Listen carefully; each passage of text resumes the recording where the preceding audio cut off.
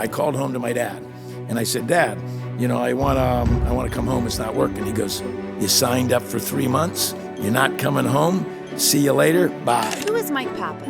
Mike Pappas is the visionary CEO of the Keys Company, leading Florida's largest independent real estate brokerage. Under his leadership, the company achieved over $8.3 billion in sales in 2022. So if you say to me, what makes success in my mind, it's one, find what your passion is and what you love. And the second is never give up and stay true to your persistence, because it's darkest before the dawn. So I think the first step is get in the game, start playing, start learning, learn and do what you need to do, and you'll find your way.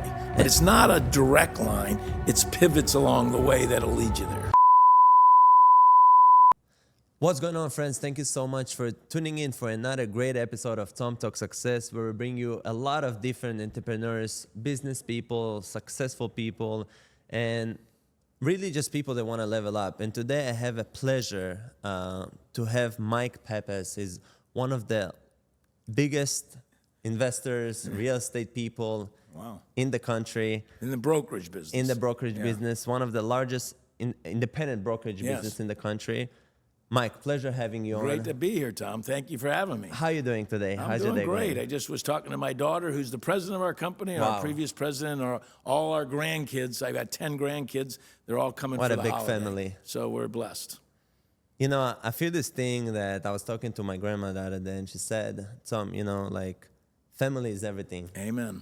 In this life. You can have all the success, you can have all the money in the world, but if you don't have people that's supporting you, a family by your side, it's not worth it. But it takes work to build a family, because it takes time and effort, and you have to spend the time. You have to listen. If I go back to my youth, I probably would have done it a little differently, but through finding my own self, you're able to then help them become who they want to be, not who you want them to be. Correct.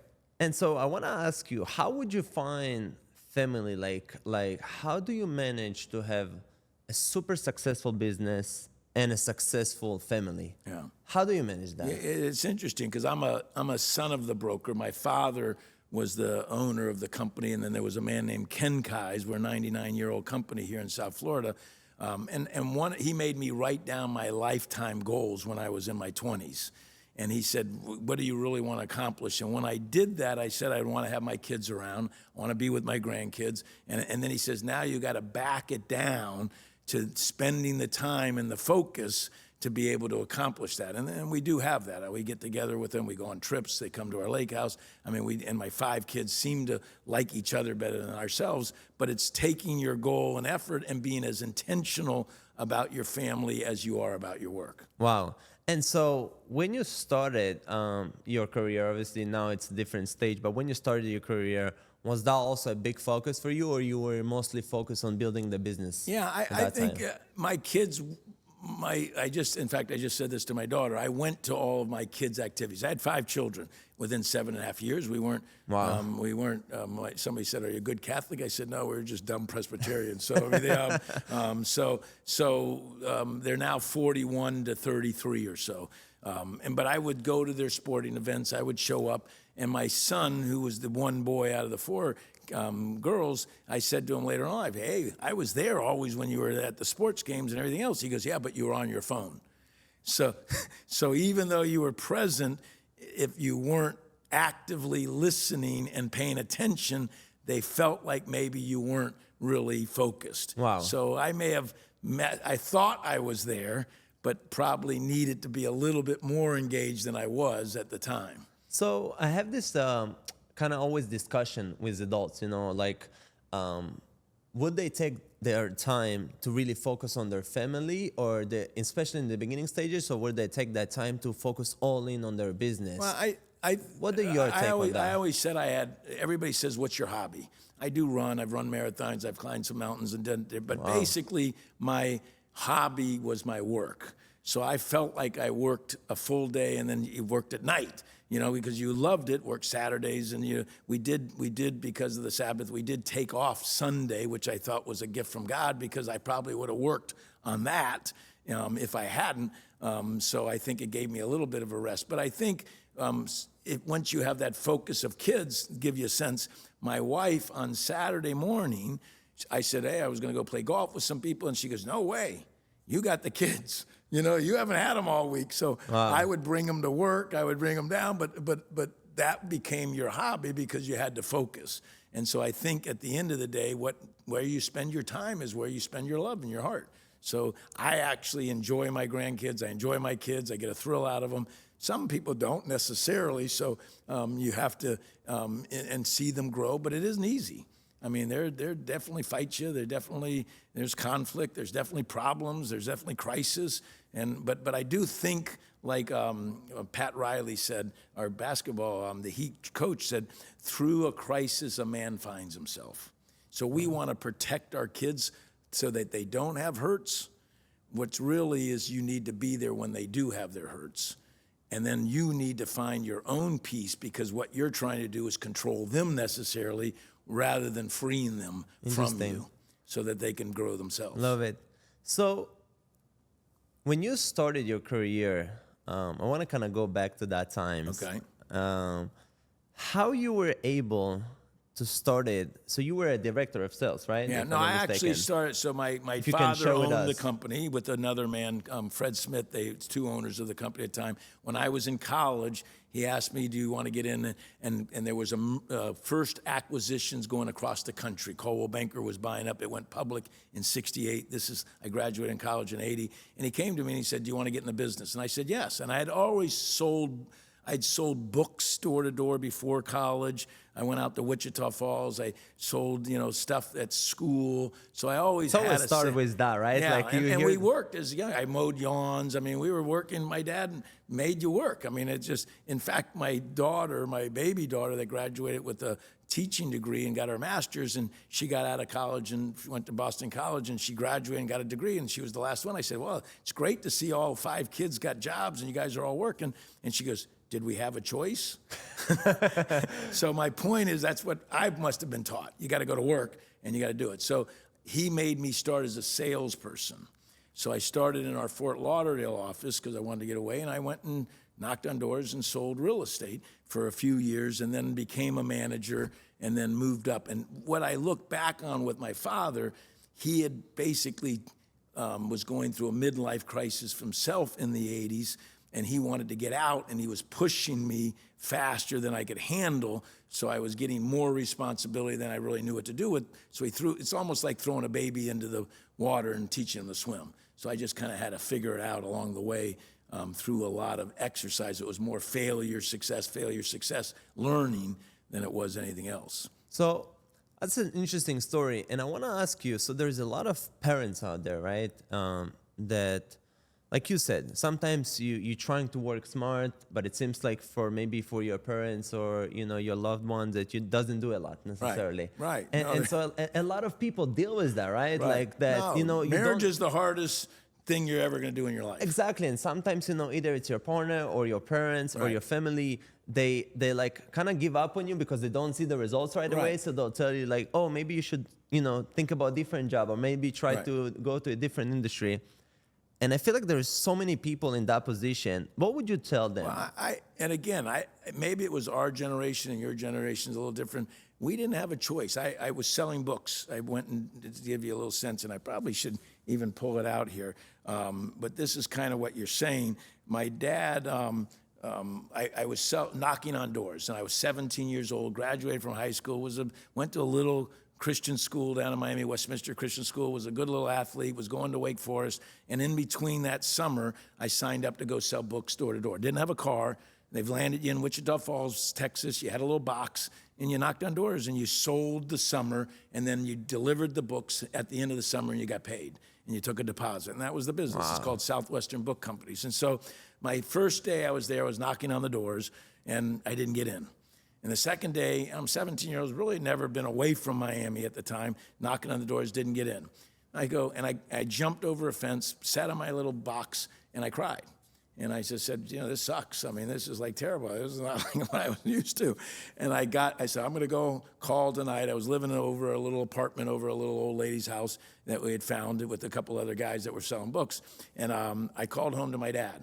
And I said, Dad, I want to come home. It's not working. He goes, you signed up for 3 months. You're not coming home. See you later. Bye. Wow. And so, and he then if I can find it, he sent me a typed up thing that I held in my I've held forever. I put it in my favorite, so I can find it now. Let me Wow, just get to it. that's interesting. He sent me a card that said, basically, bottom line, if I can find it real quick here, you can't quit. You can't quit. When you start something, you have to finish it. And it was 7 or 8 statements on a little card that he had his assistant type up. He mailed it to me. I got it a week later, and I've kept that everything. So if you say to me, what makes success in my mind, it's one, find what your passion is and what you love, and it happened to match me with my business and where I was born. I mean, if you say I was a lucky sperm, in a sense, but then really embrace the job and the business. But the second is never give up and stay true to your persistence, because it's darkest before the dawn. I think most quit, but it's the pain and the learning that you go through that finally gets you to the success. So let's talk about I guess, students, right? You mentioned colleges. Right. Well, first of all, I want to ask you, what are your take on colleges? I mean, I feel like in the last couple of years, there is a big debate, on whether Should I go people or not? and students should go to college, especially, with, the AI is going on Right. and No, all of this new it's stuff. a dramatic world. I mean, the internet and AI and We're learning. changing dramatically. And so do you still see the need for that? Well, this is, and I don't know the different, who's listening and who's not, but depending on the echelons of where you're coming from. Correct. What I used to look at college from is it's a transition from teenage years to young adulthood. And in that, you're kind of on your own. If you go away, if you're going to a local school, you may not get that experience. But I never thought college was all about learning. I thought it was about engaging, peer pressure, teams, intramurals, sports, relationships, women, men, all those interactions that you have, and you're understanding dichotomies that outside of the roof of your home, outside of your parents, that you're now learning and growing in that sense. And so when you launch, you're better prepared. I studied abroad. I didn't want to study abroad, but I'm from Miami. A professor goes, hey, you're from Miami. You want to love Spanish? I'm going, not really. There's a lot of changes. And he goes, you go with me to Spain. Wow. And then so I called home and said, hey, this professor wants me to go to Spain. My parents go, great. So I found myself in Madrid, Spain, which was, again, a growing experience because you push yourself outside of your limits. So I think education and going to a school where you are going to learn, but you're right, the fundamental basics, getting high school math may not be there, but I think accounting, I think finance for business, I took a lot of that. I think that's critical to running a business. If you don't know your numbers, if you don't know your margins, if you don't know how to drive business, you're not going to make a good business. If you don't know how to capital and intents and reinvestment. So I do think there are certain things that are critical, but no, I'm in a group of business guys with 8 guys. 4 of them never graduated from college, and they run businesses. And that leads to my next point, because I feel like, there is a lot of people, especially the younger audience that watch us here, that want to be successful. Like, a lot of people get them wrong. It's like, oh, you just want to be lazy, so you don't want to go to college. But I feel like it's actually not the right thing to say. I feel like it's more that they do want to learn, they do want to progress. They just don't really believe in the professors in the college, because you have professors in college, for example, teaching real estate. That don't know and it. if you ask them how many deals they have done, the answer is completely zero. That's the problem. My accountant, the accounting professor had a failed business. I'm thinking, like, you're teaching us accounting and you lost your business? So I do think my answer to the young people, get a mentor, find somebody that's in the business, do what you're doing, ask questions, watch TV. Now with AI, you can learn from the greatest of great. I mean, there's great books. I mean, running a business, we think one of the books is the 4 dysfunctions of a team. So how do I really focus? I was just on the call today. One thing we're focusing on in the first quarter as a whole organization, because the whirlwind and the business sucks you dry. But you got to drive the revenue. You got to drive the top line. You got to watch expenses. But that's what solves. That's the gap that finally gives you the profit. You can't spend all your money. because you're going to go through cycles. So you got to put some money away. We talked about the Great Recession. If we didn't preserve and buy assets and were able to sell those assets, we wouldn't be here today. So it's not buying the plane tomorrow. It's buying the plane when you got $100 million in the bank, 50 million, then you go, okay, now I got enough. But you don't want to overspend. So it's a slow process that I think of making a little bit of money, investing a little bit of money, putting it back in the business to grow, living off of it. And it's a lifetime of effort. But when you get to the end, you're going, dang, I can accumulate some stuff and I can maybe sail off into the sunset in a lifestyle that everybody wants to live. So that's super interesting. And that's kind of led me to wanting to ask you. So obviously your brokerage did over 8 billion, right, in sales. And so before that, before we even talking about kind of the big numbers there, how was it to you when the keys, right? The keys. Yeah. Keys, Kais, K's. Yeah, it's a little bit confusing. Four different names. The Kais have passed $1 billion in sales. Like, how was it to you as the CEO? Well, when I bought so my dad, I told you, was in this situation. He probably was a $700-800 million company in 80. Wow. So he was a big company at that time. And then he went through a midlife crisis. A lot of competition came in. He wasn't adjusting. He was frozen in the 70s model. The margins were different. The business was becoming more difficult and changing, and he didn't want to change. So when we finally bought the business from him, my brother and I, in 91, he remarried, divorced my mom, married the secretary, so that was kind of a big deal for us. And so we went to him and said we wanted to do a deal. It was a recession at the time, 91, 92. It was about a $400 million business. So in my mind, it was more, we were losing money in 91, 92. And I went to the CFO, you'd like this, and his CFO, and I said, I want to buy the company for my father. And he looked up and he goes, why? And I said, it's because all I know, I'd been there for 11 years, 12 years. And he says, because it's a tough business, because it's a service business. So we get fees. You talk about billion. Billion is 3% of commissions, $30 million. Of the $30 million, in the time of my dad, the company got 15 million and the agents got 15 million because they were bringing in the business. Now the margins have leaned toward the agents. They're getting 70, 80, 90. So you give me $30 million, the agents are getting 20, $25 million. So we have to make and pay the bills on a lot smaller margin. So we had no choice but to grow. To scale. Yeah, so you just had to do bigger margin. It's kind of like the local supermarket coming in over the mom and pop grocery store. And then it's Costco. So it's just volume at smaller margin works, but if you don't do volume, it won't work. You're out. Right. So what was your biggest tips in terms of scaling? And I feel like with scaling, it can go for all the businesses out there. So what are your biggest tips for scaling businesses? I think you've heard it a million times, but if you don't, one, you have to have a strategy and a plan. So when we bought the business in 91, we kind of limped along. We were trying to improve. We came out of it, and I got an offer in 2001. Coldwell Banker came in again. Berkshire Hathaway was consolidating. They wanted me to move to Florida and then go to Parsippany and run a bigger region. And at the time, I said no, wanted to keep our independence, had my children. My children were in their high school years, didn't want to relocate them, talk about family. I went home and talked to our kids, and they go, we don't want to move. We like it here, and you can commute. And I'm thinking, like, what am I going to commute for and lose the family time? So at that time, I said I don't want to have regrets that said we should have sold. We knew a number, and we were going to look back. So we brought in some consultants, brought in a strategy, and we really said we've got to be number one in South Florida. We've got to grow. And at that time, we were probably 6, 7, 8 in the marketplace. And so then we said, okay, it's expanding the office footprint. It's growing and having a recruiting path. So we managed out the process. Then we had a strategic plan every year that we would look at the plan and we would tweak it and we would add to it and we'd perfect it. And we've been doing that model ever since. We just finished our strategic plan 2 weeks ago with our same team on what's our focus and what's our goal, bringing the people in, going through the process. Where are we? Looking back at the past, where are we going? What's the strategy? And I think that really formulated it. Getting into YPO, the Young Presidents Organization, which was for young people running bigger businesses.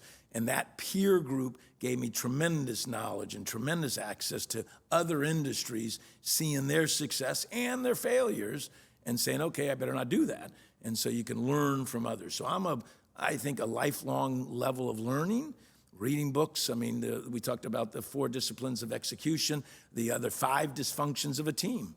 That's a great book. It all starts with trust. If you don't build trust in your organization, you're never going to scale. They need to know what you say and how you say it and what their job and responsibilities are. And it has to be clearly focused and defined so they can run and have their run without micromanaging. So how do you build that trust? We have our 9 core values, and one of them is that integrity. We'll always do what's right. I mean, even if you're wrong and you think we're wrong, I mean, we'll fix your wrong. Does that make sense? It does. You know what I mean, we're going to do whatever you think is right, even though we think we're right. You know what I mean? Wow. So we'll go to you because that's the only. They need to know you got their back at all time. Your kids. That's the same thing with your kids. You need to love your kids unconditionally, and in the difficult times, they need to know you got your back. You don't want to enable them. You want to make them independent, but that's the same thing. So I think it's a fine line of accountability and structure and fairness and transparency. So it's not, you lose the, this is the thing that in that 5 dysfunctions of a team. My dad was tough. I told you, he hung up on me and said, hey, you're sticking out there and you got to finish the job. Even when I finished that job, I called him and I was in Nashville getting the money. I had to go to college. I go, hey, I got to get home. He goes, you're a big shot. You figure it out. And I almost hitchhiked home because I didn't want to spend the money. But so at the end of the day, you have to have conflict in a company. That's what I was unaware of when I was younger. I was trying to please and I was trying to make everybody happy, but that's not going to get you to the next level. You've got to fetter out all of the objections and all of the problems and what everybody's thinking and bring it up to the surface and fight it out so that when you leave that room, everybody's in alignment. With you or not, at least they had a voice, at least they had a decision in the process, and at least you finally had an agreement. And without conflict and fighting, and I think that's with my kids and my family, we used to fight it out. Still to this day, my daughter's our president. In front of our company, she'll challenge me, we'll challenge her, and you're in front of that because you got to be transparent with the truth and be able to say, you know, I don't know everything, but this is what I'm thinking, and what do you think? And then together we figure it out. So it looks like your father was a big kind of role in your success. He's probably my biggest mentor. And I didn't like him when I was growing up because he was such a taskmaster and he would be tough. And if he had passed away before we bought the company, I probably had a lot of anger issues. I've been to counseling, kind of figured it out, and he was so tough. But after we did the deal with him, he became a mentor coach because he was free from the control. He didn't have the pressure. He actually went to Mayo Clinic, got sick. I mean, so there was a lot of things. And then he really was a wise man of people. And he could figure out, when you're running sales, we got 4,000 salespeople, and they're independent contractors. They can leave us tomorrow. And for the highest bidder, it's kind of like the NIL with the football.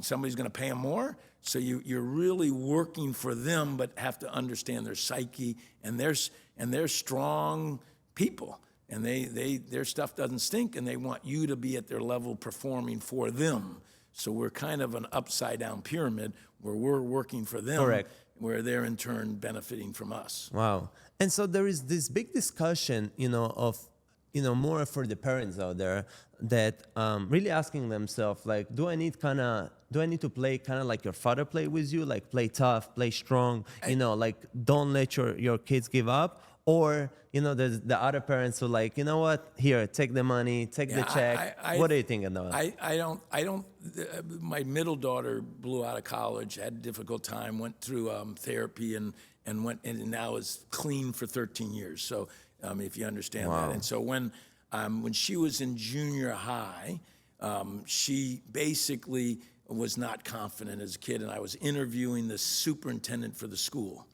And I said, how do you give confidence in a child? She was our middle child. I was struggling with her at the time. And he says, you can't tell her she's good. I said, okay, how do I give? And he says, she's got to be competent. She's got to believe she's good. And I said, well, how do you do that? She says, you got to find something that she works for and earns and believes in. and then she'll believe she's good and have that confidence. And she has done that now. But if you enable them and you give it to them and they don't earn it, then So they're not, they don't respect it. and they're just not going to have, no, they're not going to have the moxie or the strength to overcome the difficulties of life. Life is hard. I mean, I feel like I'm in a battle every day. We're not in a war, but we're definitely on a sports field, and somebody else is trying to win, and we're trying to go. I feel like I got a team. I need a quarterback. I need, defensive players. I need you're putting a team together, and you're playing a game, out there against the world to win. Correct. So we say that. We're a competitive company. We want to win. I told you we wanted to be number one. So that's the people that we're trying to attract. So I think the same thing with your children. You have to give them opportunities to fail, but they have to find themselves, find what they love, and that's a process. You got to test them in sports and music and literature and art. You got to find what they like, and once you find not what you like, and once you find that, then they find that burden, and then they got to build that base and put the 10,000 hours in and put the discipline in, and you can't quit over the easy things because then they'll quit in life later, in my opinion. Interesting. Yeah. Very interesting. So I want to share with you something pretty interesting. So yesterday I was talking to my little brother. He's 17 right now. We had an interesting conversation. He mentioned that, he started to work his first job. Right. He's just That's finishing good that his he's working in Yes, Sydney. Yeah. That's impressive. They say people that worked in high school have a greater success after high school, after college. Correct. And so he made his first like 2,000 Yeah, bucks, God bless which, him. for Good job, brother. for the first month, it was a good one. And so we had a discussion. He was like, Tom, I'm trying to figure it out. Like, let's say I'm making this money. Let's say I make this 2,000. Save it. Like, do I need to exactly? So that's what I was talking to him. Not save it, invest it. Correct. There's a difference between saving and investing.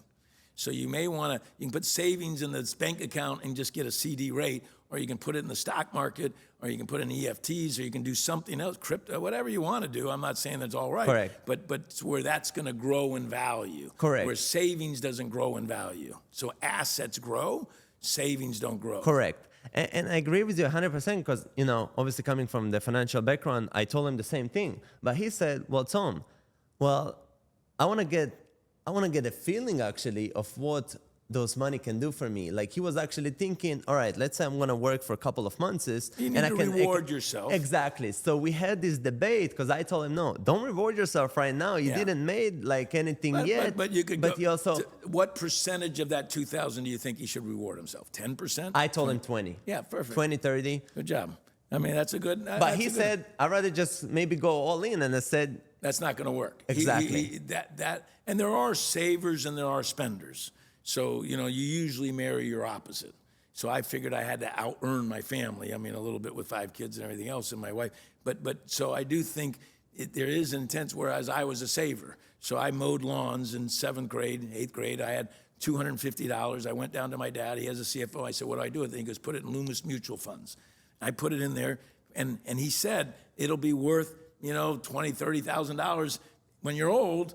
It was $250, and so it will, but that not for everybody. Correct. So that's kind of what you're saying. So that's interesting because you know what? He's 17, but guess what? People in their 30, 40, 50 still going to those If days. you save early, if you do the math on $1,000, $2,000 and put it in the stock market and you don't touch it for 30, 40 years, it's shocking. The compound. There was a man that went to my church, and we had a business meeting. He was with Exxon Oil, and he was a very successful man. And they asked him the questions, what is the amazing thing of business that you learned and money? He goes, the compounding effect of money is amazing. And my dad used to say, you work for money, you work with money, and then finally money works for you. But the problem with that is you need to get enough assets to live. We want to spend the principal rather than spending the dividends or the interest or the cash flow. Interesting. And so if you can save the asset and live off of what the asset throws off, and the asset continues to grow, you'll win. That's what exactly I told him. I told him, look, if one time you will have the 2,000 comes, whatever, from whatever type of investment, then you can feel free to even take 50% of the 2,000. And I'm I'm not so explore sure. that. And everybody, I'm 66 years old, and everybody says, "Why aren't I retired?" By the way, you look way younger. I have to tell you that. Yeah, I mean, I was not- all my friends are retiring, everybody's retiring, and so we got a lake house, and then my neighbor and I said, "What are you doing?" He goes, "I golf." I said, "Well, what does that really mean?" He goes, "I golf every day." He says, "Now it's winter. We were there for Thanksgiving." And I said, he says, "I go at 11 o'clock. We play. I go to the 19th hole. We have some drinks. I come home." I said, "You do that like 4 or 5 days a week?" And he goes, "Yeah." And I'm going, like, "Shoot me." I said, "What's your handicap?" He goes, "Well, 90, 91. And he said, "Well, I play 100. I'm going like, and it's just a social thing. So I like what I do. It's like I said, I think we're playing a game. So I think people want to get to retirement to not work. And I'm not so sure we're not built. I mean, we don't want to get spiritual on you, but we live in a world that's expanding. I mean, Correct. and there's a creation and there's stuff around. I don't know if we were made to create and build, and that's what drives a lot of us. Maybe not. That's what drives some of us. So I think if you can passion here when we're in the studio. This guy came out, he's found his passion, he's making money, he's doing what we're doing while we're sitting here. So if you can find your passion, then it's not really work. And I know you've heard that a lot, but I do think if you can, you're doing it here with what your passion. You're learning, you're listening, you're doing these things. And so then money comes because you found your passion. If you know the math and you don't spend it all. So there is the saying that does people need to follow their passion, or does people need to follow what's bringing them money? Yeah, I'd say that, again, I'm not probably the right guy because everybody will say I'm the son with the silver spoon, and it happened to match me. But I do know a lot of sons. My dad said to me, if you get in the business, you're going to have to have two things: tough skin. Because if you make it, everybody goes, of course he made it. He had to give it to him. And if you screw it up, they're going to go, that son of a bitch, he didn't do a good job with it. So you got to find your own peace. But I do think getting engaged is the first step. Do something. I don't think you have to figure it all out. It'll come to you. I think I show up, you show up, and if you're intently playing the game and you're looking around and you're learning, stuff happens. Opportunities come, you meet people, things happen, and you start networking. If you're in your shell, nothing's going to happen. So I think the first step is get in the game, start playing, start learning, learn and do what you need to do, and you'll find your way. But it's not a direct line. It's pivots along the way that'll lead you there. And I agree with you 100%. I think that show up is literally the most important part. And, I'll share with you this quick story. You probably will not even thought about it, but I don't know if you remember how we met at the Real Deal event. A lot of people came up to me and said, "By Tom, why would you go there? There's no way you're gonna meet the speakers." And I told them, "Look, if I just show up, I'll find a way." I was just gonna say, why am I here? You met me, you called, you followed up and said, "Get here," and I'm here. And if you didn't do that, if you didn't have a purpose and you didn't have a goal, you wouldn't be accomplishing your goal. Correct. And so what would you tell the people that, afraid or maybe shy or maybe, they deep down, they know this is the right thing to do, but sometimes it's stopping them. And I think in sales, which we are in, people for some reason are focused on the negative rather than the positive, and the odds are against you. Baseball, the odds are against you. You hit 300 in baseball, 7 times you're striking out or getting out. But when that baseball player comes to that plate, he doesn't think the good ones don't think I'm going to strike out or I'm going to get out. The good ones think what? I'm getting a hit. I'm hitting this one. And I think it's a mindset. So I think affirmations, I think waking up in the morning, saying what you're blessed with, what you're doing, what your opportunities are. There's a 5-minute journal you may want to get, and it's an app. I mean, it says, what are you grateful for? What are you looking to accomplish today? I think it gets down to Sunday night, sitting up your schedule for the week. Where am I looking? What am I trying to grow with? What am I trying to learn? So, and telling yourself, I'm doing great. Your mind doesn't know anything different than your body. And so what happens is people go, I'm going to lose. I'm not going to get it. And so they're telling themselves, and that's what happens. Rather than telling myself, I'm going to find somebody today. It's going to be a great day. I'm going to have an opportunity. Then things happen. And I'm not trying to be ethereal, but I think realistically, it's a mindset of opportunity rather than a pessimistic mindset of loss. I couldn't actually agree more with you because, when I started, I'll tell you a little bit background. when I started kind of in the financial space, I needed people. Right. And when I started, I used to do cold calls a lot. Yeah, And right. You I gotta was find the like, clients. you Gotta know, make the contacts. Exactly. So I drove one day and I'm seeing like yachts on the side here in Boca, and I'm like, holy crap, there is a lot of people with a lot of money, but how can I get them? And this thing in my mind that, all right, maybe I need to go to events. And like Right. 4 years ago when I started, I started to go to events, getting those networking, meeting people. And so, step by step, you're Right. getting the knowledge, you're getting the confidence. And so I want to ask you how you were able in your life, in your career, to network with successful people, and what are some of your tips? Yeah, well, I told you, I mean, the YPO, the Young Presidents Organization, was phenomenal, changed my life. People that were in business called me up when I became the president and said, you need to get into this job, 31, and that people I respected didn't understand it, but that gave me a worldwide network. I actually had a nice run in the leadership, and probably that was my master's degree, if not even my PhD. They have a tremendous training program. You have access to tremendous people, and you can call, and there's a trust in the system that people will share with you that you're not going to get anywhere else. So there's a lot of, there's BNI, there's business networks, there's the chamber. I mean, people say, hey, it's not, and everybody's looking to sell, but whatever, church, temple, I mean, getting in school, kids' sports, I mean, where your kids are at schools, whatever. It's literally everywhere. There's everywhere you want. What successful people do is they have more contacts than people that aren't successful. If I say we have a salesman that just did $175 million, he's a great salesman and he's one of the best in the business, but he's not much better than the $2 million producer. The only reason he's better is he's connecting and networking and talking to more people. So the process is the same. You got to sign a contract. You got to get somebody to buy a house. The 2 million person knows how to do that, but he's sitting back waiting for those people to come to him, where the top guy's like a vacuum cleaner. He's going out just sucking all this stuff in and bringing it into a system. Well, because I think it looks like the successful guy understand that it's, in the end of the day, sales, it's a lot of numbers game, right? But I'm convinced every business is sales. This guy said, I mean, you need to bring in the product. Now, how do you attract it or do you find it? And there's probably a combination. And most of us want to attract it and say, people say, I want to buy it. 95% of the people won't ask you to buy your product.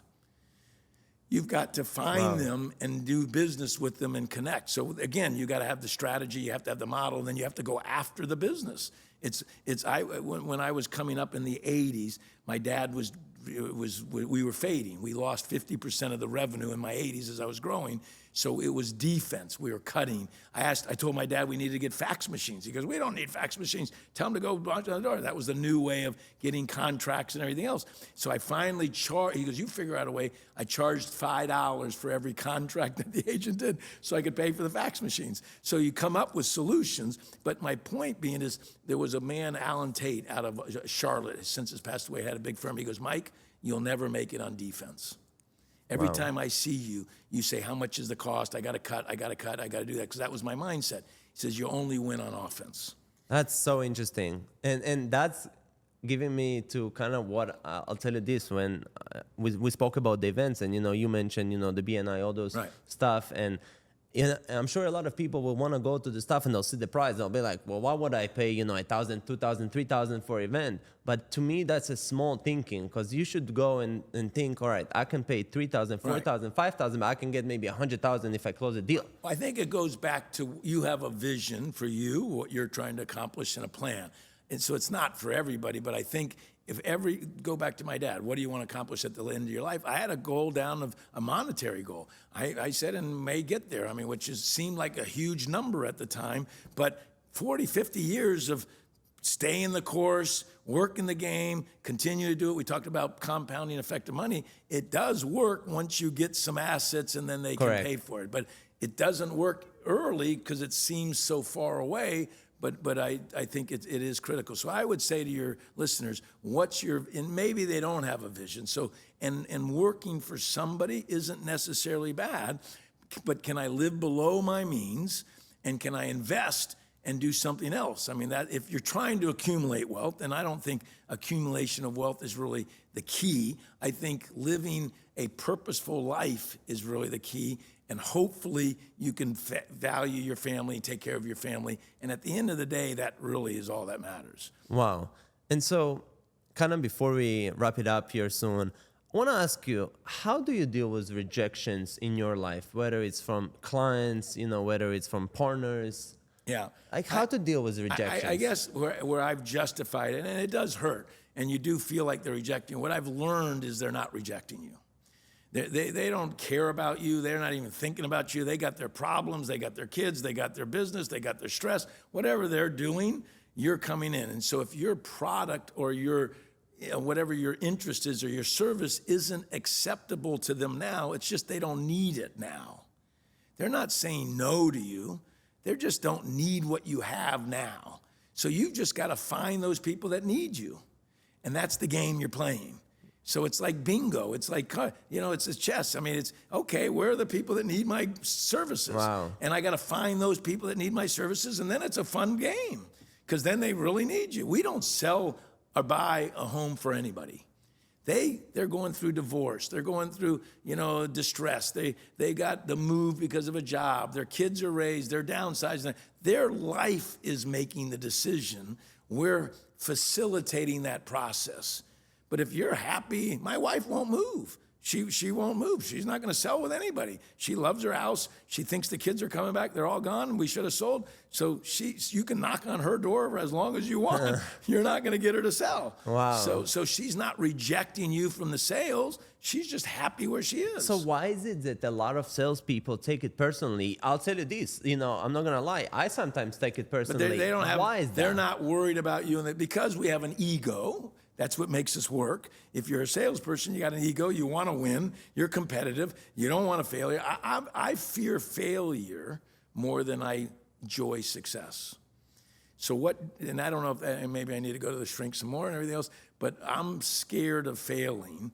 And if I fail, then that crushes me. So then I'll persevere to win over the pain of failure. Does that make sense? It's totally makes sense. So, and I don't really have fun when I win. I need to probably enjoy it more. But it's more, all right, what's next? My dad used to say the great athletes raise the bar. And so they jump 6 foot. They go, next time I want 6'1". So they're never satisfied. So they'll celebrate it for 1 minute. Yeah, it's a game. Wow. It's just play the game. I love it so much that you say that, life and sales and business, it's you taking it in a perspective, it's like it's a game, like you mentioned. And I don't know, it's kind of when I thought about it, it's like, wow, if you really think it's a game, it's actually make you fun. Like a lot you love more games. Like your head is just in a good space. So like, all right, this guy doesn't he just lost the game. So next. No, in sports, you got people trying to stop you. You got people trying to shoot a basket. You don't go, they're rejecting me. They're trying to stop you. You're playing a game. You're trying to outwit them. You're trying to go. I mean, you don't think when you play sports, you don't think it's personal. I agree. Yeah. It's just part of their strategy. Right. It's all. And there was a lady that actually works for the inner city. Started a school called CARE, right where we are a little bit, right here in Miami and downtown. And she was reading books with inner city kids. She came to me and says, "I got to start a school." And I said, why? She says, it's just not making enough. Reading makes a big difference for your little kids. If you have kids, you should be reading to them every day, every night, all the time. That's the biggest success for your children in the 1 to 5 age. So she started a school, and it's called CARE Academy here in off of 20th Street Northwest. And she came to me and says, I need money, Mike. And I got to raise money for this. She just told me the other day, it's $3 million for school. She raises $1.5 million, gets government grants and everything else for the other $1.5 million. And when she came to me 10 years ago, I said, let me tell you, we're philanthropic. We give back to our community. We tithe. We feel like we have to give back because that's part of what the good Lord's given us, so you have to share. Correct. And so, Abrahamic, actually. So and I said, I don't want to give. I'm not looking to give, but that's in our culture to give. And if I look at who I give to people that I'm personally engaged with, which is what we firstly said, like schools, kids' schools, church, whatever schools, whatever I am doing and I'm engaged with. We do some ministries in Haiti. But the second people we give to is those who ask.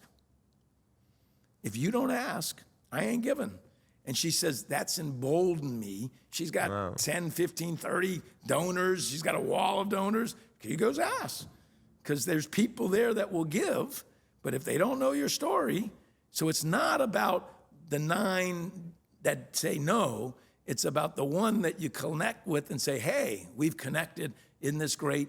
And now we've got joy. Wow. So that's super interesting. You mentioned how important it is to ask. Like, I'm just, thinking to myself, and, I'm thinking like, oh, well, before you came to the podcast, if I wouldn't ask you and be like, yo, he might be too big or might be this or maybe that, and you have all these thoughts, but you forget to, to do the last part of our and to deal ask. is to help young people. We have internships within our company. I think it's exciting. I'm learning from you. You learned about Israel, I see this place. I didn't know about this place. I mean, he's renting it for X dollars, got a loft. It's a cool spot. I wish I was young. So it's engaging for me. That's my idea. It's a little bit different kind of thing. Show up and learn.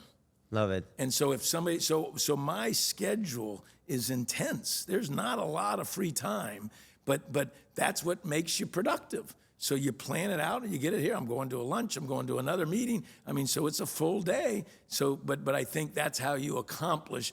They say give somebody busy. So when you're saying, what am I doing, you all in your schedule, you got a lot of time. You don't watch TV. You don't play games on the things. You go out and engage. You got 80 hours a week to go play a game. Isn't that gun? I used to play games on Game Boy. I used to play those games with my kids. And you're trying to beat the game. Why not? Donkey Kong was my deal. So, Mike, I want to ask you, we are obviously in the Tom Talk Success podcast. What does success means to you? That's a good question. I probably thought when I was younger it was a monetary amount. And I may be jaded because I'm probably there now, but I actually think what success is finding and it doesn't have to be money. I actually think it's not money. Wow. I think it's finding your passion and your purpose in life to do good for others. I mean, I don't want to get spiritual on you, but this is my belief. Love the Lord thy God with all thy heart, soul, and mind, and love others as yourself.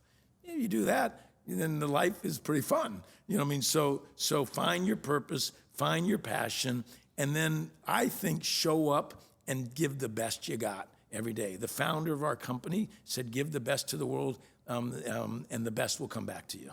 And I do think being engaged and being intentional will be there. But if you said what success is, I think family, friends, relationship, that's what I think success is. So you need to build that in also. And it's hard when you're building a business, and it's hard when the kids are little. But I do think being intentional about your relationships is probably as much or more important than being intentional about your work. Mike, thank you so much. What a pleasure of having you. What an interesting story. Yeah. I've learned a lot from just, our conversation, and I'm sure we can go for a couple more hours. I want to ride on your plane. Let's do it.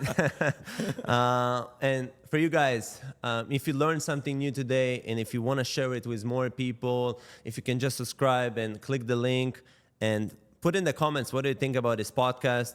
And Mike, if people want to learn more about the keys and what is the best way for them to kind of... we got a URL. Thekeyes.com. Keyes.com. KEYES.com is our company. We're a real estate brokerage company. We have a mortgage, title, insurance business, and we own real estate on our own. And that's basically the essence of it. Mike Pappas at Keyes.com is my email address. Those are probably the easiest way. Perfect. Thank you so much, guys. I really enjoyed it. I have a Popple card now. Do you know what that is? Oh yeah. I actually did it for myself. So this is my new business card. Wow. I can touch you. My daughter made me log in and figure it out, and she says, if you can do it, anybody can do it. So love it. Well, thank you so much, guys. Thank you for tuning in. We'll see you on the next episode.